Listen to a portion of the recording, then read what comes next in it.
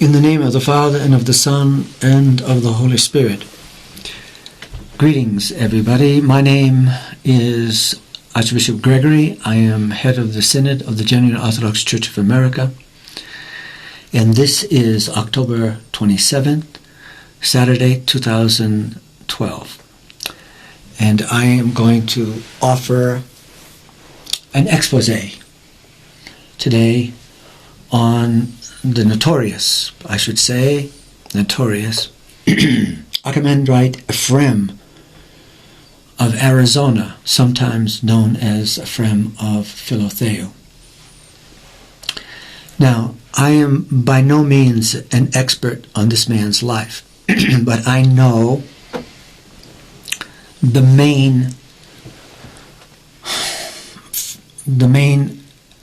areas or points of his life which are very, very significant to understand him and his errors.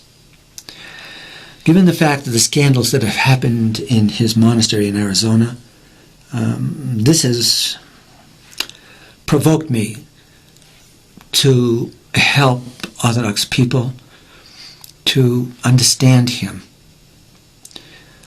I hope it's not too little, too late, but we are going to talk today about a church that's not my church. I belong to the Genuine Orthodox Church of America, and it is different than the church that Father Ephraim belongs to. And I will go into this presently. I have here before me the photograph of the great elder Joseph, the hesychast. And I should explain to everybody that I am associated with these groups of monks who have come down from the elder Joseph. Now, I guess it's good to start with the elder Joseph so you get a full picture. He was born in 1898. And in 1921, he came to Mount Athos. Mount Athos is the northern peninsula of Greece, where only monastics, male monastics, live. And they mainly live in 20 monasteries, which has divided the whole peninsula. And he came there as a young man and struggled, and attracted to him the grace of the Holy Spirit. And he was in the Orthodox Church, because at that time Orthodoxy was united. All of Orthodoxy, whether you were Greek, Russian, Serbian, Bulgarian, Romanian, they were all united. Then after a few years, in 1924, started a sort of movement that caused turmoil on Mount Athos. In 1924, the Patriarch of Constantinople, Meletius Metataxis, decided he's going to change the calendar that the Orthodox have followed for 2,000 years. And he is going to make it more close to the Latin calendar. And he changed the Manaean of the Orthodox Church. And this caused great turmoil on Mount Athos, because monks usually are very zealous for the faith. And it's only natural that they would be zealous for the faith, because they have dedicated their whole life to God. They give up everything and go to the monasteries and renounce their will, remain chaste, live in poverty, and obedience to their elder, and it's only natural that they would be very, very zealous for the purity of orthodoxy, because if they're in the church, they're in the grace of God. And if they fall away from the church, they fall away from the faith, they deprive themselves of the grace of God. And who wants to live a life without the grace of God? It's, shall we say, fruitless. When the calendar changed, it was forced on everybody that was underneath the ecumenical patriarchate. And Mount Athos was underneath the ecumenical patriarchate. Now, I don't know the exact time that pressure was put on the monks, but they resisted. And some of them resisted so much that they went beyond, what can we say? They reacted beyond what was necessary and right, in that they broke communion with the ecumenical patriarchate. They separated themselves from the Church of Constantinople. They refused to commemorate the patriarch in the liturgy. And this group was called the Zealots of Mount Athos. But when someone goes overboard, really it's beyond zealous. But you have to keep in mind that the monks on Mount Athos were, generally speaking, not theologically educated to the extent that they would understand perfectly well what is going overboard. But to break communion with the patriarchate, with the bishop, because of the change of calendar, is beyond what is necessary, what is proper. And if they followed the truly holy and righteous leaders of world orthodoxy, they would see that the Russian Church, which had the most eminent of the leaders of orthodoxy, did not break. They said that the change of calendar is a mistake. And I'm referring to Metropolitan Anthony Kapovitsky of the Russian Church abroad, who was esteemed by all of orthodoxy. He said that this was a mistake, and he advised the patriarch to go back to the church calendar, and he did not.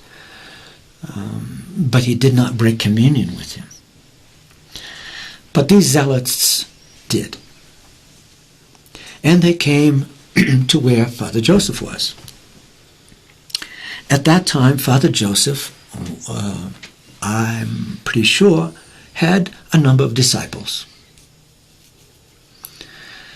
And one of his disciples was Father Ephraim. At first, he had one disciple, Father Arsenius. And then the two of them lived together in great asceticism and attracted, as I said, the grace of God, and became renowned for their life and their words of wisdom and grace. And they attracted disciples from all over Greece. The first one was Father Haralambos. The second one was Father Ephraim, whom we are going to speak about. And the third one was Father Joseph the Younger. And they lived in the desert parts of Mount Athos, and finally they settled in New Skete. During this time, and I'm not sure exactly when, the zealots came to Father Joseph and told him, join us, break communion, because the ecumenical patriarch went too far. And at first, the elder Joseph said, okay, because what he's doing is unacceptable. And so he broke communion and his whole synodia. Synodia meaning his group of monks.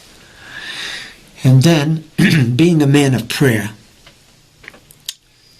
it was revealed to him that was a mistake. And he went back and commemorated the patriarch. Now in this, he was following the example of the great hierarchs of the Orthodox Church at that time and all of the other churches outside of Greece. That yes, the calendar change was a mistake, but it's not something that you break communion with your bishop because of. So he went back. And the zealots, of course, were very dismayed, and he became known as a commemorator. But it was okay.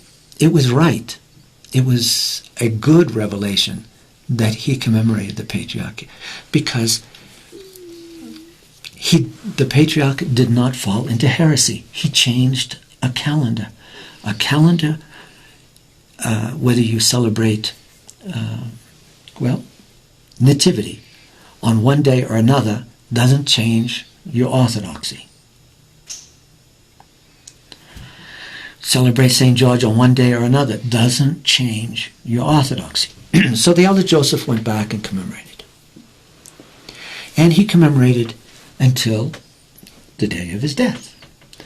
And he also wanted to die and had great reverence for the feast of the Virgin Mary, the Domitian, on August 15th. And as a righteous person, as a holy person, God granted him this blessing. So on August 15th, 1959, the elder Joseph reposed.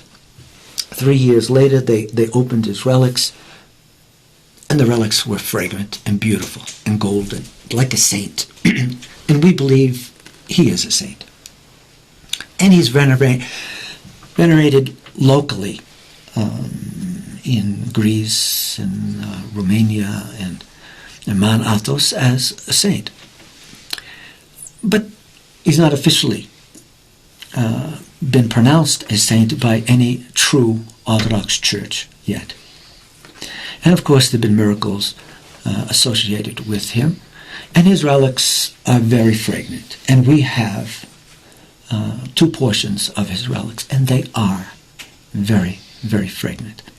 Okay, this now is the beginning, laying the foundation of this story of Father Frem. I don't want to call him Elder Frem, because he's really not an elder to the extent of the elder Joseph, because he did not follow his elders' example. And what do I mean by that? In 1959, the elder Joseph died, as we said, and his disciples began getting disciples. And their numbers increased. And they were living as non-commemorators, as commemorators in 1959 and beyond. And their numbers were increasing. And Father Halalambus, the first disciple, Father Arsenius stayed with Father Halalambus, and they grew to about 20 other monks under them. Those 2 stayed together. Father Frem grew, his group grew to about 20 monks. Now this is very important. The great apostasy of orthodoxy happened in 1965. In 1965, a new patriarch of Constantinople, his name was Athenagoras, decided that they were going to go on a new path for orthodoxy, which is called ecumenism. And ecumenism says that we all worship the same God. no matter whether you're a Muslim or a Jew or a Protestant or Roman Catholic or Orthodox. We all worship the same God. And eventually we want to work to a one world religion. This happened in 1965. So, here we have Father Frem, who lived for 12 years under the elder Joseph and reaped great wisdom from him. And he saw how he stopped commemorating because of the change of calendar and then went back to commemorate. And so they were commemorating up until 1965. Then the whole brotherhood in 1965 did the right thing. They stopped, being led by Father Arsenius. They said, this now, the elder Joseph wouldn't accept this. And so they stopped commemorating. And it was around 1966 that I went there, and that's when the elder Arsenius gave me my name. And they were not commemorating. Father Arsenius, when he visited the other monasteries, the big monasteries of Mount Athos, wouldn't step foot into their churches because they were commemorators. And I was very impressed. But then in 1973, Father Frem was offered the big monastery of Philotheu. It's one of the 20 monasteries of Mount Athos. And this is where he fell. He fell away from orthodoxy. He decided, why should I live in poverty? I mean, this is me thinking. Why should I live here in Newskeed in poverty and I could take Philotheu, and I could be the big abbot. I could be an archimandrite and live a different type of monasticism, actually. One who commemorates the patriarch who is a heretic. They knew, they had to know that ecumenism was a heresy. And that's why they didn't follow the patriarch in 1965. But in 1973, Father Frem decided he is going to take the monastery of Philotheu, which, if he did, he had to commemorate the patriarch. And so he became a commemorator. And that's when he fell away from true orthodoxy. Then after a while, after revitalizing more monasteries there and having them commemorate the patriarch, it's like a blind eye to what these people profess. He didn't care. He just went ahead and worked with them, worked for them. Then in the early 80s, he came to America. And he initially tried to start monasteries with his fellow church, which is the Greek Archdiocese. But at that time, the Greek Archdiocese being ecumenical, and they weren't too keen on starting monasteries. And wherever he went, he found roadblocks. They would not let him do what he wanted here. And so what did he decide? He decided, I'm going to leave the Greek Archdiocese. And I'm going to go to the Russian Church abroad, our church, which was at that time confessing the faith. It was a true Orthodox church. Because they're not ecumenical. They will let me build anywhere. And so he came and joined us. Now, the motivation for this I'm afraid, was not good. The motivation was so that he could build monasteries here. I don't believe that it was the strength of the faith that the Russian church professed, true orthodoxy, non-ecumenical. It was the fact that he was able to go over everywhere, and the Greeks here were starving, and they still are. The Greeks here were starving for some spiritual light, because after all, they were for decades now under the curse of ecumenism. They were in heresy.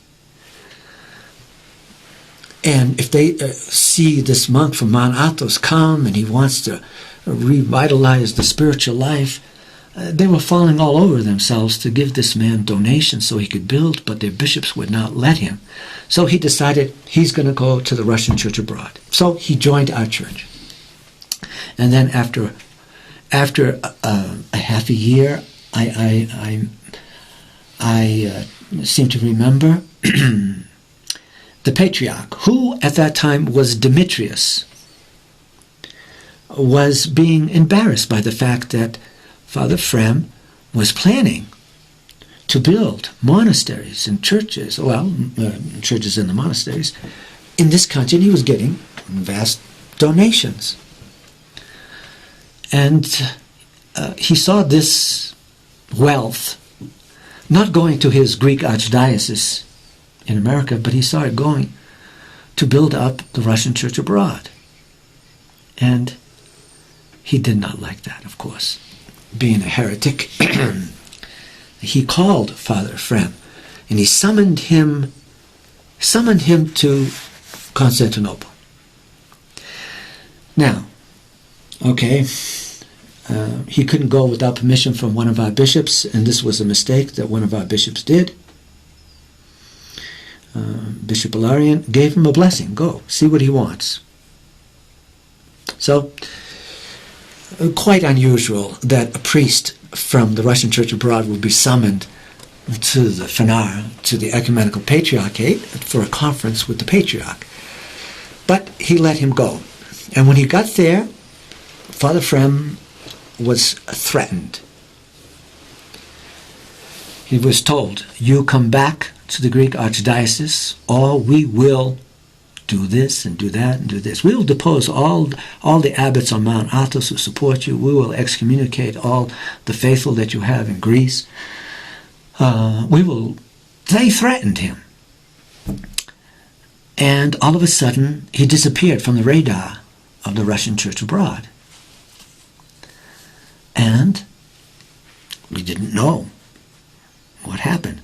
And I was planning a trip to Greece, and then I was asked by Bishop Ilarion, if I go to Greece, try and find him and find out what happened to him. You know, one of our priests disappeared. So indeed, I went to Mount Athos and I asked where he was, and I found out he was staying with relatives in Thessalonica. So I made an effort, and I did succeed, to go and meet him. And that's when he told me that he was threatened. But he said, I'm looking for a sign. I'm looking for a sign. And I said to him, what sign? What more of a sign do you need than the fact that your patriarch threatened you? Look at the lives of the saints, the confessors, the martyrs. Did they capitulate to threats? They stood fast in orthodoxy. You should have said, goodbye. Anybody who you punish, they will endure. But he didn't. And so he was given an epithymia, and he had to stay in Greece for a certain length of time. And then he came back into America under the Greek Archdiocese, on the auspices of the Greek Archdiocese, and he was permitted to build monasteries. And lo, he went all over the country in Canada and built, I think, 17 monasteries, and some of them convents. But he built it all under bishops who are heretics, who are condemned. The Russian Church abroad in 1983 issued anathema against ecumenism. And let me read it to you. To those who attack the Church of Christ by teaching that Christ's church is divided into so-called branches which differ in doctrine and way of life, or that the church does not exist visibly, but will be formed in the future when all branches or sects or denominations and even religions will be united into one body, and who do not distinguish the priesthood mysteries of the church from those of the heretics, but say that the baptism and Eucharist of heretics is effectual for salvation. Therefore, to those who knowingly have communion with these aforementioned heretics, or who advocate, disseminate, or defend their new heresy of ecumenism under the pretext of brotherly love, or the supposed unification of separated Christians, anathema. And he is under now the Patriarch Bartholomew, who just got on television not too many a year ago and said, we all worship the same God. Whether you call him Muhammad or Allah or Yahweh or Jesus Christ, it's all the same. And this is the teaching of an ecumenist. This is the teaching of a heretic. And so they take the canons and rip them to shreds and have ecumenical services, as if like taking the whole tradition of 2,000 years and just throwing it away and living like a new existence in a so-called Orthodox church. This is what Father Frem is doing. He's leading so many people under false shepherds. If one remembers when in history, when Michael Palaiologos wanted to have a union with Rome, he was so despised by the Orthodox for betraying the faith. They protested so much that he wasn't even given a burial after his death. And today, Father Frem's bishops, they go and go to Rome and concelebrate with the Pope. They say we are two lungs of the same body. The same body. They make videos saying that Christianity is divided into two parts. Really, those of the West, led by the Pope, and those in the East, led by the Patriarch of Constantinople. Well, this is all foolishness. Father Frem, of course, and those with him, they don't like it. And they do their protests, which are meaningless, because the only protest they can do that is of any value is to depart from these people. They're not true bishops. But this is the story of Father Frem. And it's shocking, the scandals that have happened in his monasteries. People should not believe that miracles are true miracles, true clairvoyance can come from people who are outside the church. It's impossible. True miracles and true gifts of the Holy Spirit are only in the Orthodox Church. They're not with heretics. Even though they call themselves Orthodox, that is to make them feel good, or I don't know what to say. It's a great name, but it's not in reality. And so this video is presented to you as a warning. Who else is going to warn you? We have many things on our website, but a video is more powerful at times. So please, it doesn't matter the priest that you follow. It matters who his bishop is. If his bishop is a heretic, the priest is a heretic. And if you remain with them, you are a heretic. That is the teaching of the Orthodox Church. And that's why the canons of the Church said that if your bishop bareheadedly teaches a heresy, you, as a layman, as a priest, and as a bishop under that bishop or metropolitan or patriarch, you must leave him. And it says, in doing so, you preserve the unity of the faith. That's how you preserve the faith, by departing from those who fall into heresy. So, we have Father Frem. What does he say? Oh, our bishops are bad, but I'm waiting for a sign. I'm waiting for a sign. And he's going to wait until a sign, until the second coming. Because the sign has already come. Heresy, what can be a greater sign than a falling away of the Church? Okay. Thank you for listening. God bless you, and may God enlighten you, and beware.